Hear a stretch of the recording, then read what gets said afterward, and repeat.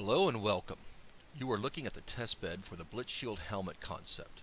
This is a helmet shell or shield that floats on top of a standard helmet system. What is the difference between the two systems? Mine makes it more difficult for the impact forces to enter the brain, and here's how I did it. As we see in figure 1, when a regular helmet receives an impact, there is contact with the shell and a pressure wave forms. As it travels, it is somewhat absorbed by the padding, but the rest of the wave passes through it into the head and then happily bounces around inside your skull. Now, when the exact same event happens to a BlitzShield, the same pressure wave forms. The deadly wave now, however, has a significant problem. So let's stop right here for a bit. Remember that pressure waves hate traveling through different types of things. And without getting too scientific, let's just say they hate traveling through the air and then being forced back into something solid. In figure 1, the shell, the padding, and the head are all compressed together during an impact. Here, I keep them separate. I have forced the wave to generate into the solid state of the outer shell, highlighted in yellow, then I force it into the gaseous state in the air gap. The wave now really wants to stay in the air, and therefore most of it bounces off the inner shell and then escapes out the sides and vents or holes. There is some residual wave that is still forced into the inner helmet, but it's much less than without the shield. What was my muse for this idea? An Einstein clip from a documentary about anyone? You guessed it, torpedoes. Seems the Navy asked him to solve a problem about the front of a torpedo and its inability to go boom when it hit something.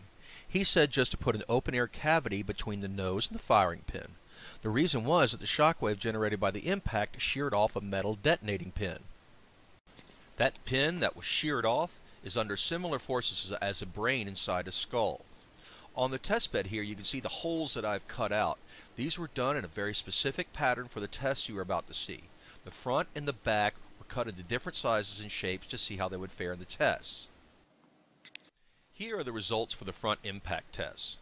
As you can see, they show a 30% increase in efficiency. Yeah, so what, you say? 30% is meaningless to most people, you're right. Let me show you what 30% means to you, the player. The first video is the inner helmet test. The piston is set to 21 miles per hour. Watch the head snap back. Now, pay attention to the position of the nose. You need to remember how high it points before the head comes back down. This is important later on. Now watch the test with the BlitzShield on. Notice how much the helmet shakes, especially the mask and the outer ends. That is the wave desperately trying to escape. Notice that the head doesn't snap back and the nose points about halfway as high as in the last clip. Here is part of the raw data. This is just from the front impact test. Let's keep things simple. Helmets are rated by the SI or severity index. Don't worry about specifics, just know that lower is better. The inner helmet is the Adams, and it has an SI average of 545. We added the BlitzShield on top of the Adams and we got a 352. If you notice in the first set of tests that the values vary widely in comparison to the second set of tests. Direct your attention to tests number 10 and 11. The pad slipped and gave a poor reading. I therefore averaged out the lowest 3 results and got a 330. I then took the bottom 3 results of the Adams test and got a 544. That's a whopping difference of 213 or 39% reduction at 21 miles an hour. This is a monumental achievement and cannot be done with standard helmet design. The last item I'd like to close with is the big what-ifs left in this equation. What if there are ways to improve the system? There must be more technology out there that can be used to bring the SI down more than 40%.